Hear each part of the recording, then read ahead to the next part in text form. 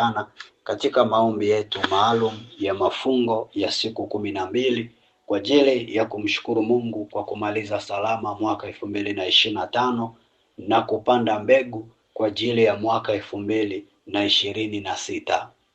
Mafungo haya ni ya siku 12 na kila siku moja inawakilisha mwezi mmoja katika mwaka. Kwa kuwa leo ni siku ya kwanza ya maombi yetu, tumesimamia lango la mwezi wa kwanza katika mwaka 2026. Maombi haya yana session 2, asubuhi na jioni. Upande wa asubuhi tunashukuru kutokana na mwaka uliopita, na upande wa jioni tunapanda mbegu ya kuombea mwaka unaokuja. Kwa hiyo asubuhi ya leo tulishukuru kwa ajili ya mwezi wa kwanza, lango lile la 2025, mwaka unaomalizika. Na muda huu jioni, majira haya unaonisikia, tuko hapa kwa ajili ya kwenda kupanda mbegu kwenye lango la mwezi wa kwanza la mwaka 2026. Tunaambatanisha mafungo yetu na sadaka ya kupanda mbegu, ambapo kama nilivyowashauri siku ya jana, kwa wale ambao ni wanachama wazoefu wa Jerusalem Family TV, kama umezoea kila mwezi kutoa labda mfano shilingi 10,000 au labda 15,000, inategemeana na we mwenyewe kadiri Roho Mtakatifu atakavyokuongoza, na usifanye kwa mazoea, fanya kwa miongozo. Hiyo sadaka yako unaweza ukaigawanya kwa siku 12. Upande wa asubuhi shukrani ukaweka 500, jioni kwenye mbegu ukaweka 500, siku ya pili tena hivyo hivyo, asubuhi ukaweka 1,000, jioni ukaweka 1,000, siku ya pili hivyo hivyo. Kwa hiyo tunavyoendelea kuomba, we kazi yako unakuwa unaomba, unatolea na sadaka ile lango husika, unaomba unatolea sadaka lango husika, na itakuletea matokeo makubwa sana kwenye maisha yako. Karibuni sana wapendwa. Naitwa Mwalimu Petro. Kama ndio unanipata kwa mara ya kwanza, naitwa Mwalimu Petro, niko jimbo la Arusha nchini Tanzania. Naomba tufungue kwa sala, tuanze rasmi maombi yetu. Kwa jina la Baba na la Mwana na Roho Mtakatifu, amen. Baba Mungu, tunakushukuru, tunasema asante kwa ajili ya wema wako na uaminifu wako.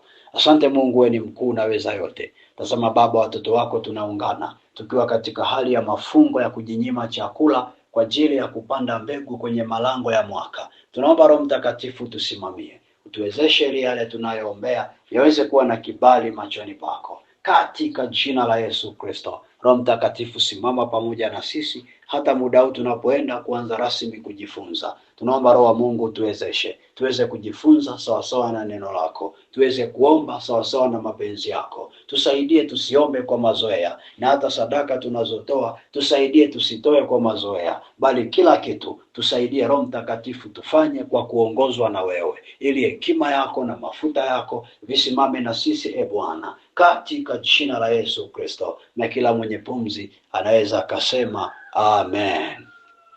Karibuni sana wapendwa, ikiwa ni siku ya kwanza jioni, somo tutakalosimamia muda huu linaitwa namna ya kudhibiti ndege asile mbegu yako malangoni.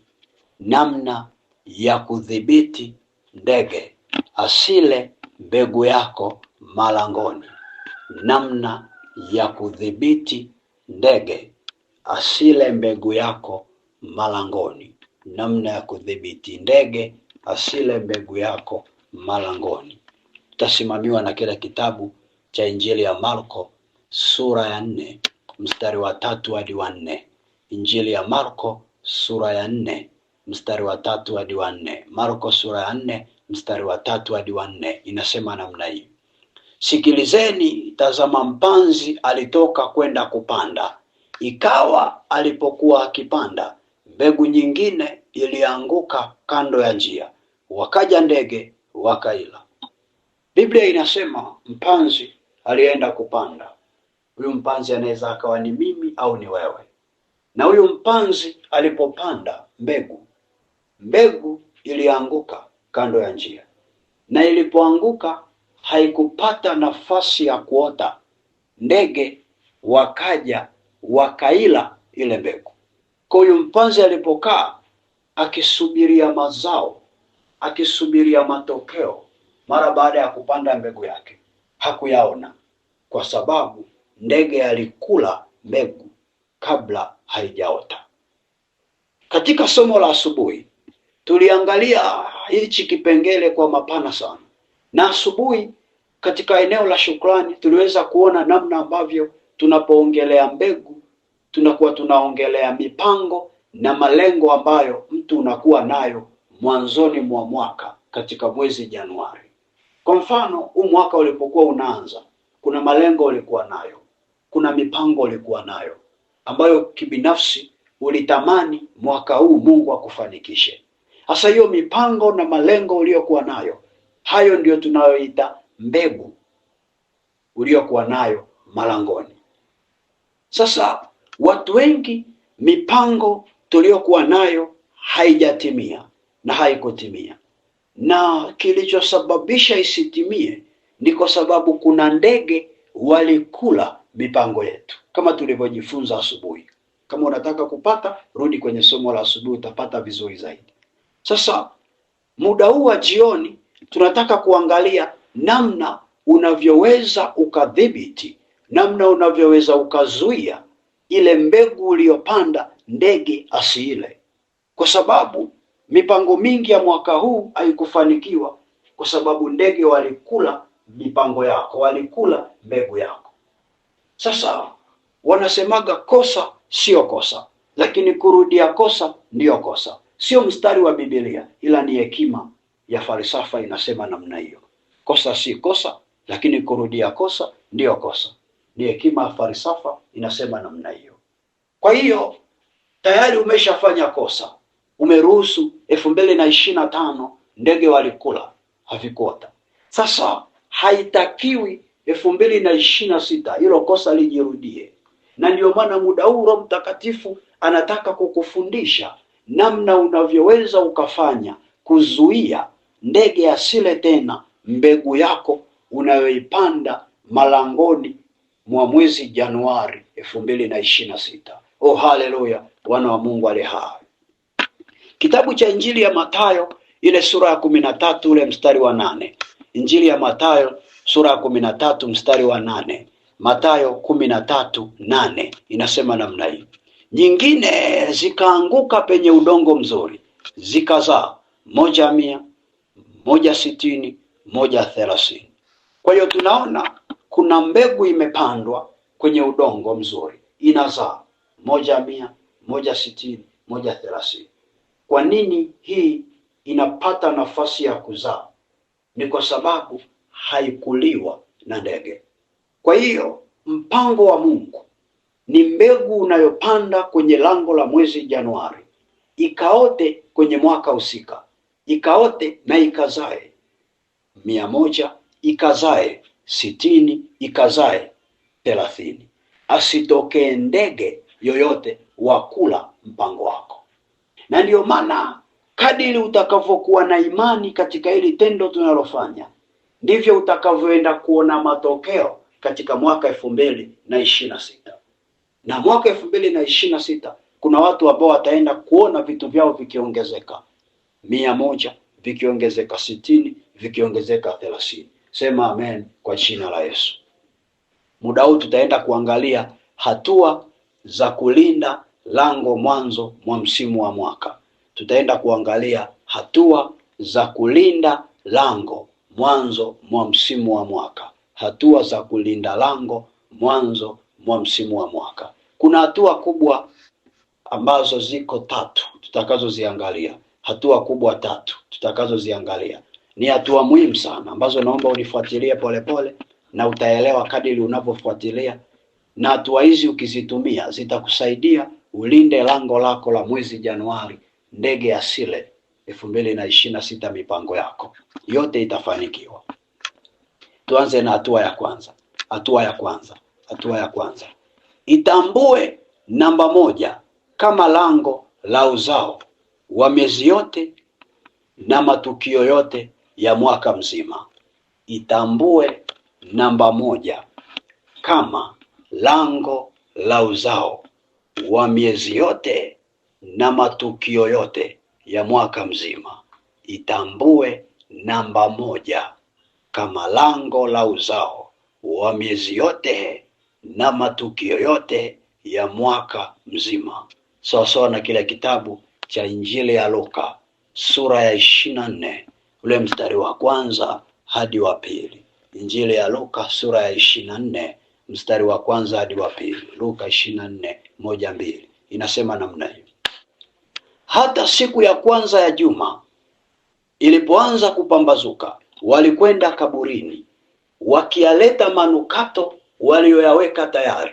Wakalikuta lile jiwe limevingirishwa mbali na kaburi. Wakalikuta lile jiwe limevingirishwa mbali na kaburi. Nisikilize polepole. Hatua ya kwanza muhimu, lazima uhakikishe umeitambua namba moja.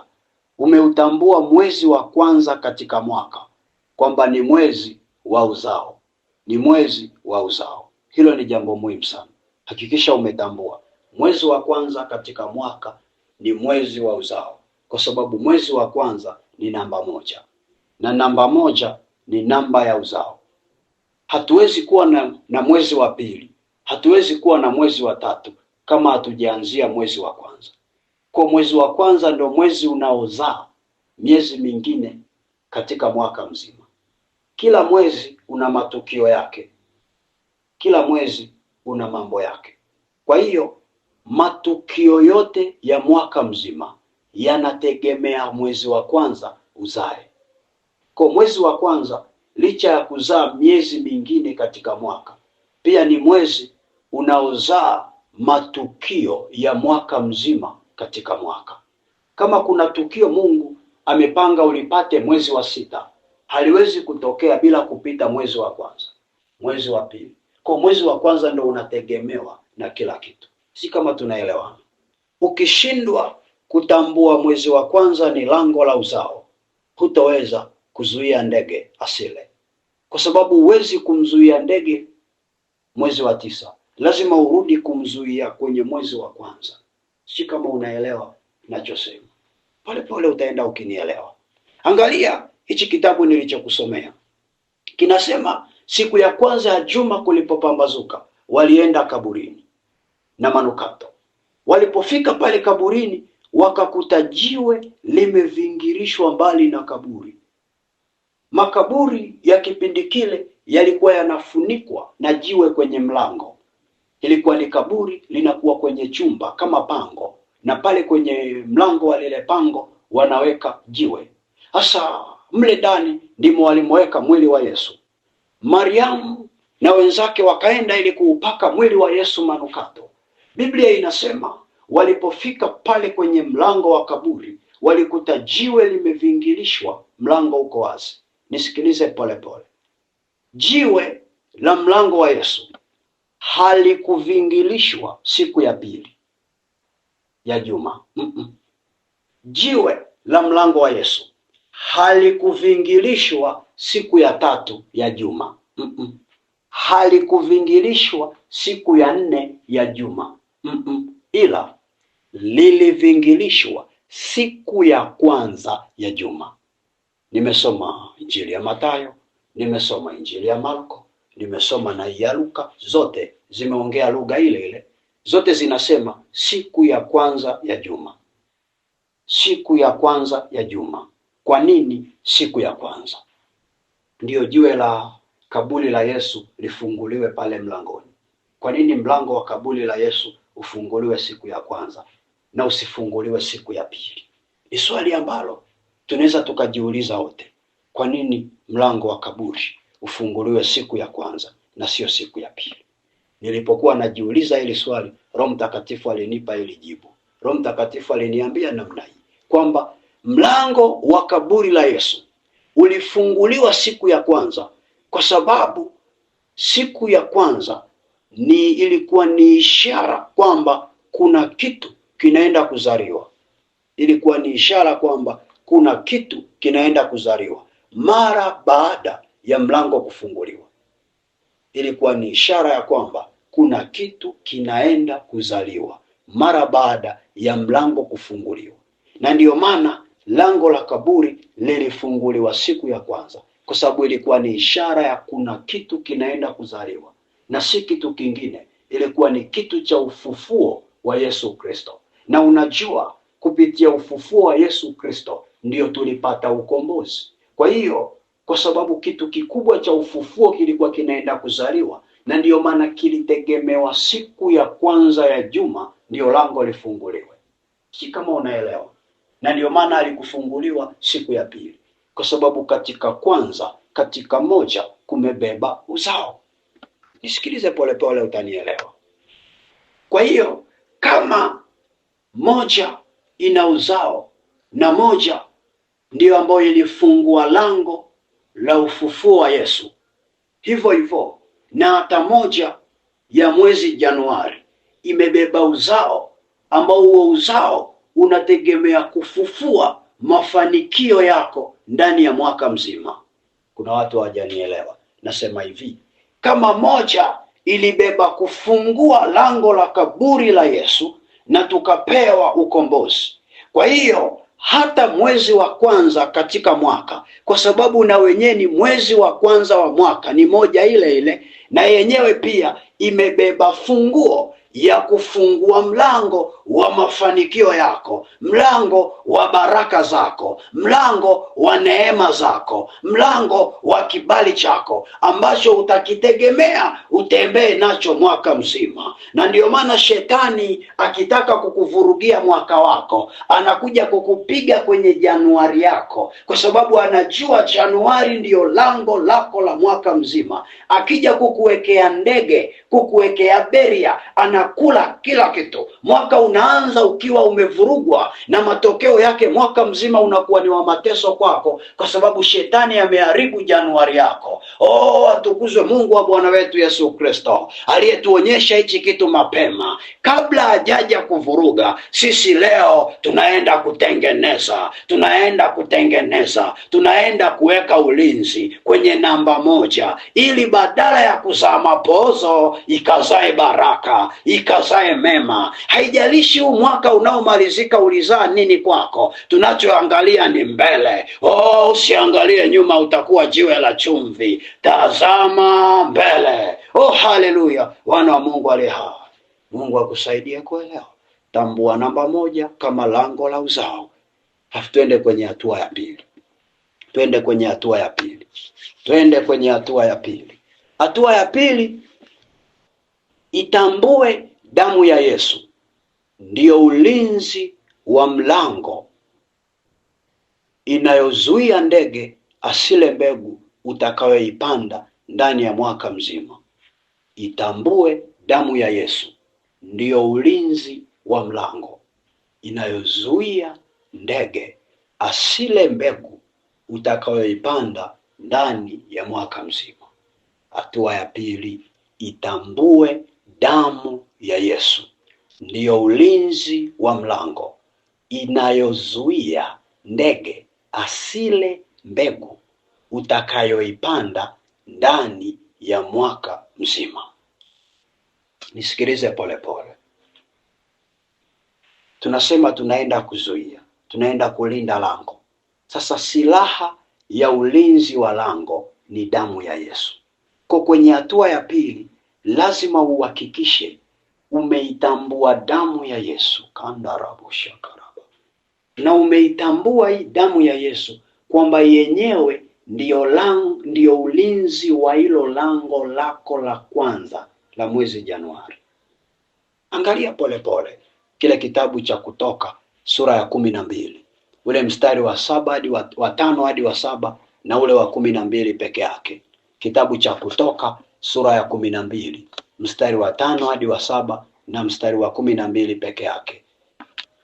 Nitasoma kuanzia ile Kutoka sura ya 12, tuone ule mstari wa 5 unasema namna hii: Mwana kondoo wenu atakuwa hana ila, mume wa mwaka mmoja mtamtoa katika kondoo au katika mbuzi. Mstari wa 6, naye mtamweka hata siku ya 14 ya mwezi ule ule, na kusanyiko lote la mkutano wa Israeli watamchinja jioni. Mstari wa 7, nao watatwaa baadhi ya damu yake. Sikiliza vizuri hapa.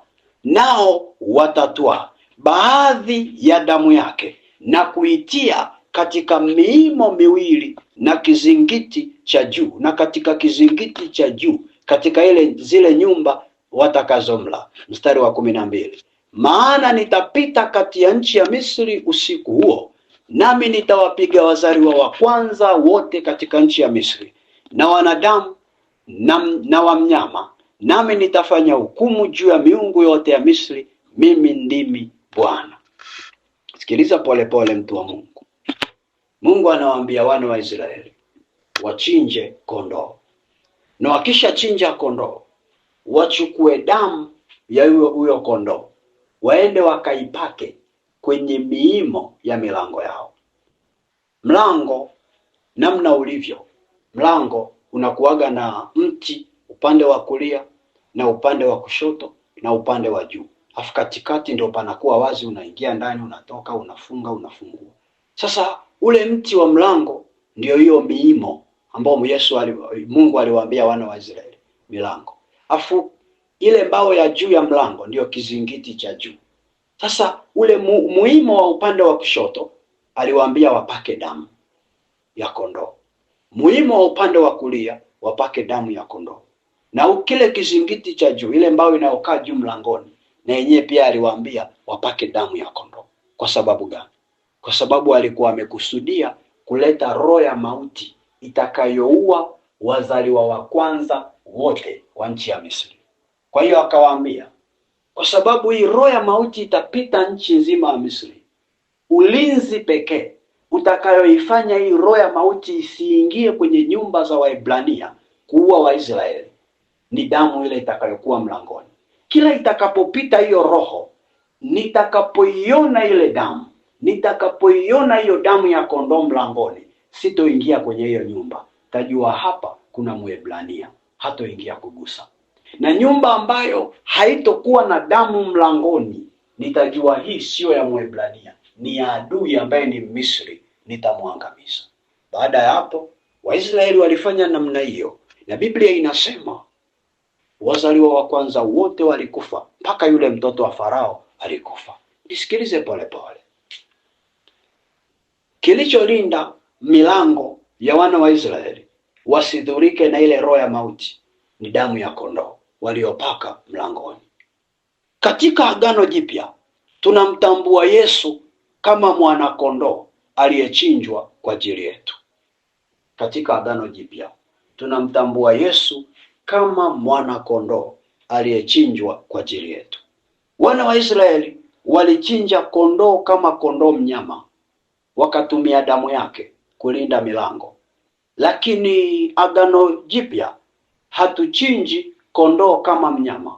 Kwa ukisikia mtu anakwambia twende tunakutana kama familia kijijini mwezi wa 12 kwa ajili ya kuchinja na kufanya ibada za wazee ili tupate ulinzi ndani ya mwaka mzima, mwambie huyo mtu hayo mambo yalishapitwa na wakati. Hili sio Agano Jipya.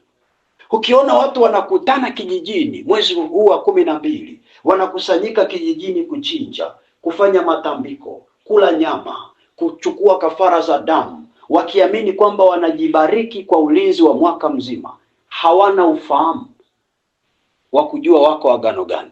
Hayo maisha yalikuwa agano la kale, kwa sasa ni dhambi na haitakiwi kwetu wa Kristo. Hicho kitu hakitakiwi. Kwa nini? Kwa sababu Agano Jipya tulishapewa mwana kondoo mwingine ambaye ni Yesu Kristo, na damu yake inapatikana kwenye ulimwengu wa roho.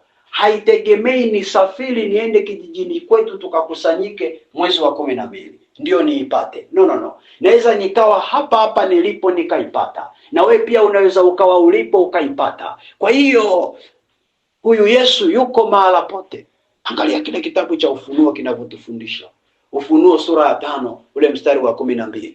Ufunuo 5:12. Ufunuo 5:12 inasema namna hii: wakisema kwa sauti kuu, astahili mwana kondoo aliyechinjwa kuupokea uweza na utajiri na hekima na nguvu na heshima na utukufu na baraka. Kwa hiyo mwana kondoo aliyechinjwa anayestahili kupewa heshima, utukufu na nguvu, uweza ni Yesu Kristo wa Nazareti aliye hai peke yake.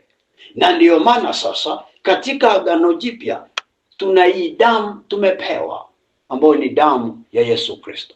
Mtu wa Mungu, kwenye hatua ya pili, hakikisha unaitambua damu ya Yesu peke yake ndiyo damu inayoweza kukulindia lango la mwezi Januari na kukulindia mwaka wote wa 2026.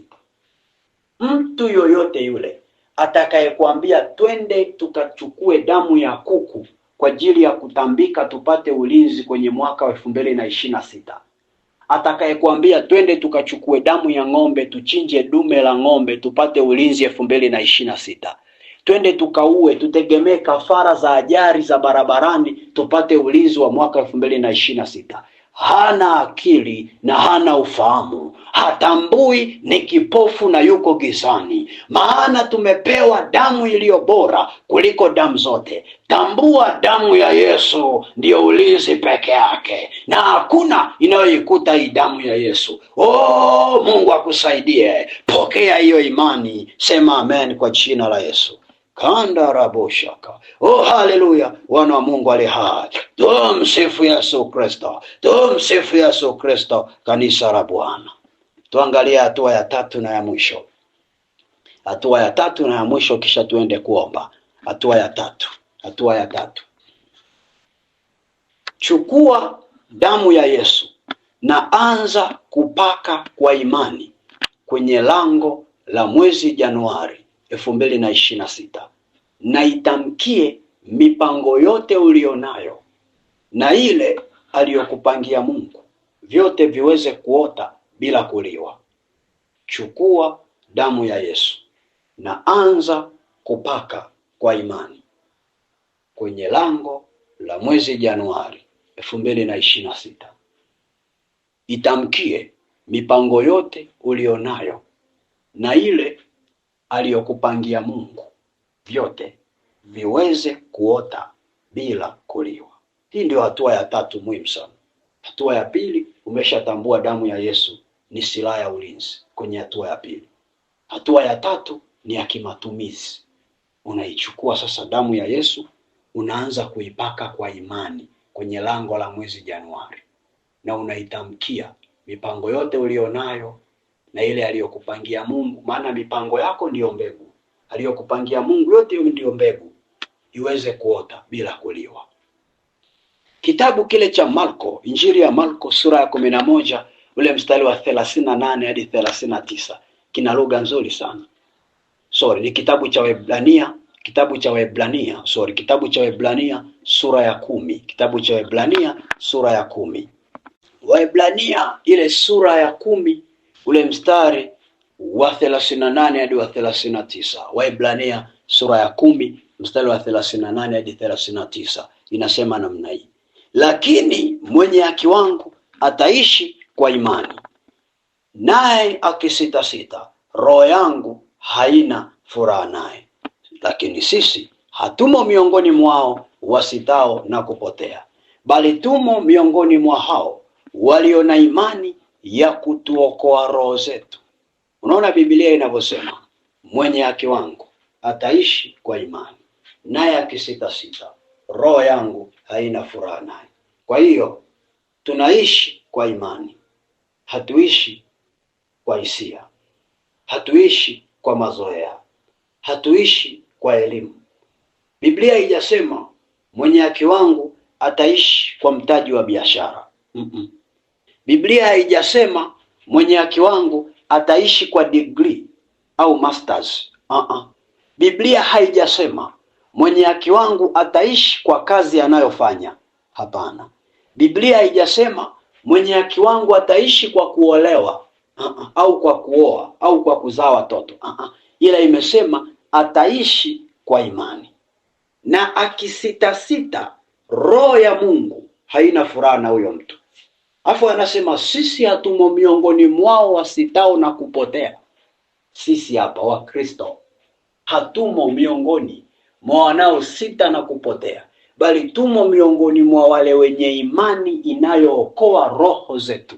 Mtu wa Mungu, mwaka 2026 hatutaishi kwa mazoea, ila tutaishi kwa imani. 2026 ni mwaka ambao tutaishi kwa imani. Kwa kama tutaishi kwa imani, kwa sababu tumepewa kuishi kwa imani, matumizi ya damu ya Yesu kwenye lango la mwaka lazima yafanyike kwa imani. Kitabu kingine, wacha nikupitishe kikuongezee uelewa fulani ndani yako. Kile cha Marko sura ya 11 mstari wa 23 hadi wa 24. Marko sura ya 11 ule mstari wa 23 hadi wa 24. Marko 11:23-24 inasema namna hii: Amini nawaambia, yeyote atakayeuambia mlima huu ng'oka ukatupwe baharini, wala asione shaka moyoni mwake, ila aamini kwamba hayo wasemayo yametukia, yatakuwa yake. Kwa sababu hiyo nawaambia, yoyote myaombayo mkisali, amini ya kwamba mnayapokea, nayo yatakuwa yenu. Oh, haleluya! Wana wa Mungu ale hai. Msifu Yesu Kristo. Kanisa la Bwana, angalia anachosema: yoyote atakayeuambia mlima huu ng'oka, akaamini, asione shaka moyoni mwake. Ile hali ya kuambia mlima ng'oka, unang'oka ukweli ukweli, kwa sababu ameamini na hajaona shaka. Ina maana ukiuambia mlima ng'oka kwa mashaka, hautang'oka, lakini ukiuambia bila kuona shaka, unang'oka. Wanafunzi wake hawakuelewa, na alivyoona hawajaelewa, akarahisisha lugha, akawaambia yoyote mnayoomba mbele za Bwana, yoyote mnayoomba. Hajaweka limiti ya kuomba. Lolote lile unaloomba ukaamini, na usipokuwa na wasiwasi, linatokea. Mtu wa Mungu, 2026 tutaishi kwa imani. Karama shandarabasaka. 2026 tutaishi kwa imani. Ninakutamkia tukiwa kwenye lango la mwezi Januari la mwaka 2026. Usikie hii sauti mapema. Ni sauti ya Mungu moyoni mwako. 2026 tutaishi kwa imani, na wale watakaoamini bila kuona shaka watafanikiwa, na mbegu zao wataziona matokeo yake. Ila wale watakaokuwa na mashaka hawatatoboa 2026. Matukio yake, mambo yake na vitu vyote vitakavyotokea kwenye huo mwaka 2026 vitahitaji imani iliyothabiti mbele za Bwana ili kuweza kuvifanikisha. Na ndiyo maana unahitaji mapema uanze kuitumia imani leo kwenye damu ya Yesu, kuipaka malangoni, ili utakapouanza mwaka kuuishi, ukauishi ukiwa hodari mbele za Bwana. Sasa ninaposema kwenye hii hatua ya 3, tunapopaka damu ya Yesu, ni tendo tu tunalolifanya namna hii. Kwa mfano, tunaomba, unasema hivi, kwa mfano, napaka damu ya Yesu kwenye lango la mwezi Januari la mwaka 2026. Ninakuomba Mungu, mwaka 2026 ukawe ni mwaka wangu wa maendeleo, ukawe ni mwaka wangu wa kufanikiwa, ukawe ni mwaka wangu wa uzao, ukawe ni mwaka wangu wa kuoa, mwaka wangu wa kuolewa, mwaka wangu wa kupata kazi, mwaka wangu wa watoto wangu kurekebishwa kitabia, mwaka wangu wa kukua kiroho, mwaka wangu wa huduma yangu kuongezeka, mwaka wangu wa uamsho ndani ya kanisa letu. Kwa unapotamka maneno kama hayo, ndio unapanda mbegu ya kwa kupaka damu ya Yesu kwenye lango la mwaka. Kwa tunapoongea hii lugha, usije ukafikiri vitu vigumu sana. No, ndio hivi tunavyomaanisha, kujitamkia. Kwa muda huu tutaenda kujitamkia. Tutapaka damu ya Yesu, tutaenda kujitamkia. Tukiambatanisha na sadaka zetu tunazotoa, tukiambatanisha na mafungo haya tuliyofunga siku ya leo, Mungu anajibu na anasikia. Kwa mtu wa Mungu, mahala ulipo, kama mkao wa kuomba, gari limewaka. Tunaenda kuomba muda huu. Unaweza ukakamata sadaka yako. Kama hapa kwa sasa hauna hiyo sadaka, ikamate kwa imani. Nilikueleza toka jana, we kwenye akili yako jipangie tu, kwenye moyo wako kile ambacho unaguswa nacho, kwamba leo mwezi Januari unapanda mbegu ya kiasi gani. We jipapanga kwenye moyo wako. Siku ukiwa nacho ndio sasa utakitoa. Maana haya maombi ni ya siku 12.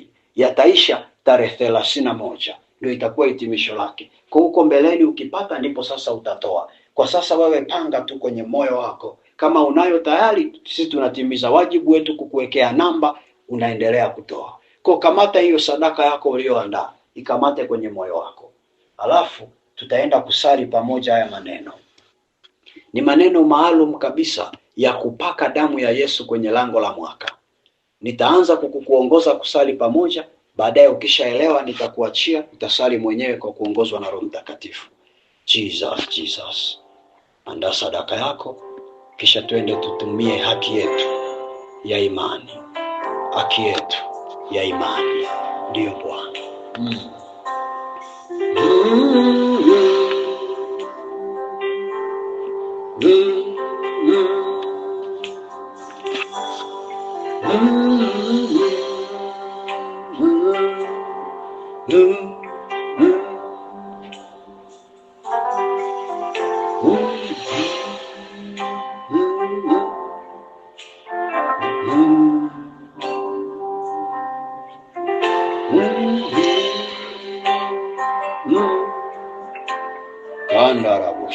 Sema ya maneno. Sema, Bwana Yesu. Sema tena, Bwana Yesu, ninasogea mbele zako mimi fulani. Ninakushukuru Mungu kwa ajili ya wema, amani na uaminifu wako. Sema asante Mungu kwa kunipa hii nafasi ya kusimama kwenye lango la mwezi wa kwanza wa mwaka 2026. Sema Baba, nakushukuru kwa ajili ya hii baraka. Asante Yesu kwa ajili ya hii nafasi. Tazama Mungu Baba, ninakuja nikiwa na sadaka yangu moyoni mwangu nimeikamata. Bwana, ninakamata na sadaka kuu ya damu ya Yesu Kristo. Nikiamini damu yako Yesu ipo hai. Nikiamini damu yako Yesu ndio uzima wetu. Nikiamini damu yako Yesu ndio ondoleo letu la dhambi. Nikiamini damu yako Yesu ndio ulinzi wetu katika lango la kutufanikisha. Sema, Bwana Yesu, ninapaka damu yako kwenye miimo ya lango la mwezi Januari la mwaka 2026. Sema, Bwana Yesu, ninapaka damu yako kwenye mwezi Januari wa mwaka 2026. Sema, Bwana Yesu, ninanyunyiza damu yako kwenye lango la mwezi wa kwanza la mwaka 2026. Sema tena, Bwana Yesu, ninanyunyiza damu yako kwenye lango la mwezi wa kwanza la mwaka 2026. Sema tena kwa imani, Bwana Yesu, mimi Petro Mazwile, itaja jina lako, mimi Petro Mazwile, pamoja na nyumba yangu, pamoja na uzao wangu, pamoja na kanisa langu, pamoja na taifa langu, tunapaka damu ya Yesu kwenye lango la mwezi Januari la mwaka 2026, tukiamini Bwana, hili ni lango la uzao, ni lango linalozaa mwaka mzima, matukio ya mwaka mzima. Hivyo tunaamini. Sema hivyo tunaamini. Damu ya Yesu inapokaa kwenye lango la huu mwezi wa kwanza, miezi yote inakuwa salama, matukio yote yanakuwa salama. Hakuna ndege anayeweza kula, hakuna ndege anayeweza kuharibu, kwa sababu kila atakapokuja Baba, utaiona ile damu, utaiona ile damu ya mwanao Yesu Kristo. Utasimama kututetea, utasimama kutupigania, utasimama kutupigania. Na ndiyo maana Bwana, tunapanda mbegu kwenye lango la mwezi Januari, mbegu ya mipango tulionayo kwa ajili ya huu mwaka, mipango ya elimu, mipango ya kuzaa, mipango ya watoto, mipango uliyotupangia Baba, tunaomba upande sasa kwenye hili lango, maana damu yako imekaa. Tunaamini lipo salama. Kwa jina la Yesu tunapanda mbegu, kwa damu ya Yesu tunapanda mbegu, kwa damu ya Yesu tunapanda mbegu. Anza kupanda mbegu kwa maneno yako mwenyewe. Anza kupanda kwa maneno yako mwenyewe. Anza kupanda kwa maneno yako mwenyewe. Anza kupanda, anza kutamka, anza kutamka kwa maneno yako mwenyewe. Anza kutamka vile ambavyo unautabiria mwaka 2026 unataka uwe kwako. Anza kutamka kwenye lango la mwezi Januari. Kumbuka hili ndio lango lililobeba mwaka mzima, ni lango lililobeba mwaka mzima. Ukitaka kuharibu mwaka, unaharibu Januari. Ukitaka kuujenga mwaka, unaujijenga Januari. Tuko hapa si kwa ajili ya kuharibu, tuko kwa ajili ya kujenga. Na ndio maana mwana wa Mungu alisema, Yesu Kristo alisema, mwana wa Adamu hajaja kwa ajili ya kuua, hajaja kwa ajili ya kuangamiza, ila alimwaga damu ili wote wawe na uzima, tena wawe nao tele. mtu wa Mungu, saa imefika ya nyumba yako kuwa na uzima, nyumba yako kuwa na uzima. Hebu anza kupanda mbegu, panda mbegu, panda mbegu, panda mbegu, panda mbegu. Usiseme mbegu ndio nini. Ile mipango ulionayo, malengo ulionayo, matamanio ulionayo, matarajio ulionayo kwenye maisha yako, ni wapi palikwama mwaka huu? Hebu panda mbegu mwaka ujao. Mwambie Mungu, ninaomba hichi kikawe, hichi kikatokee. Maana amesema kwenye Marko 11 kwamba lolote uliombalo ukaamini litatokea, linatokea. Muhimu tu usione shaka kwenye moyo wako. Ndio maana Waebrania akafunga kazi akasema, mwenye haki wangu ataishi kwa imani, naye akisitasita roho yangu haina furaha naye. Hebu panda mbegu kwa imani, usiwe na hali ya kusitasita. Panda mbegu kwa imani, panda mbegu kwa imani, panda mbegu kwa imani. Endelea kuomba, mtu wa Mungu, mahali ulipo. Endelea kupanda mbegu, endelea kupanda mbegu mahali ulipo. Endelea kupanda mbegu, usinyamaze, usinyamaze. Endelea, mtu wa Mungu, maana lango limefunguka, wingu limefunguka, wingu limefunguka. Malaika naona wakipanda na kushuka, wakichukua maombi na kupeleka juu, wakichukua maombi na kupeleka juu. Na si maombi ya watu wengine, ila ni maombi ya wana Yerusalemu walioko hapa, ni maombi ya Wakristo walioko hapa. Tunaomba mbele za Bwana, malaika wanachukua, wanapeleka kwenye meza ya Bwana, wanapeleka kwenye meza ya Bwana. Mungu anafanya signature ya kuverify, anafanya signature ya kuapprove, anafanya signature ya kuapprove. Anafanya admit signature, signature ya kukubali, signature ya kukubali. Wewe endelea tu kutamka, endelea tu kutamka, na unapotamka mwambie Mungu, hata na yale ulionipangia wewe yawe. Maana kuna mipango yako na kuna mipango ya Mungu. Unapopanda ya kwako, mwambie Mungu, panga na ile iliyo yako pia, panga na ile ulio yako pia. Neno la Mungu linasema, najua mawazo ninayowawazia ni mawazo mema, wala si ya mabaya, ya kuwapa tumaini hata siku zenu za mwisho. Biblia ya Kiingereza inasema, Mungu ana mawazo ya kutuprosper, ya kutufanikisha, ya kutufanikisha.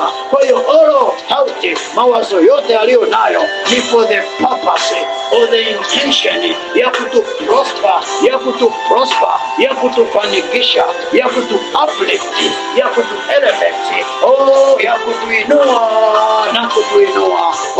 Mwambie Bwana, mipango yako pia. Panda Januari, panda Januari, panda Januari. Januari ikawa ya tofauti na nyingine. Kama ndege walikula ni uko. Mwaka huu 2026 hakuna atakaye kula mbegu yoyote, maana damu ya Yesu iko kwenye miimo, iko kwenye miimo, iko kwenye miimo.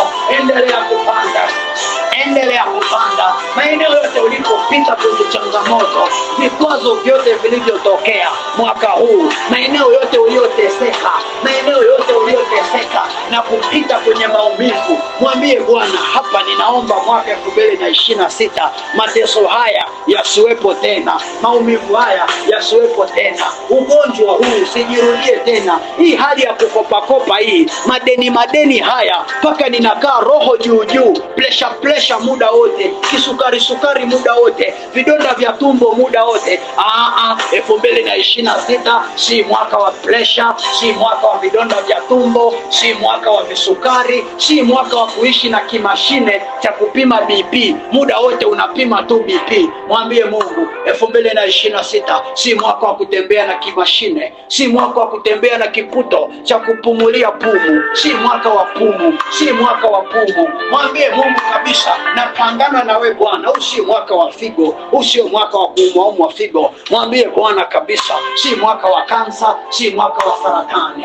Kanda rabusha kareserebonda ramandeke saka ora shekendereboria kanda rabasaka. Endelea kupanda mbegu, mtu wa Bwana, endelea kupanda mbegu, mtu wa Bwana, endelea kupanda mbegu, mtu wa Bwana. Wewe endelea kupanda mpaka moyoni mwako utakaposikia mzigo wa maombi umeachia, ndipo wewe utahitimisha haya maombi. Hatuwezi kuwa na hitimisho la pamoja, kwa sababu kila mtu ana mzigo kwa kivyake vyake. Wewe endelea tu kupanda mbegu mahala ulipo. Hata ukisikia mimi sauti yangu imepotea, wewe endelea mpaka usikie huku ndani kumepoa. Risha kama rikande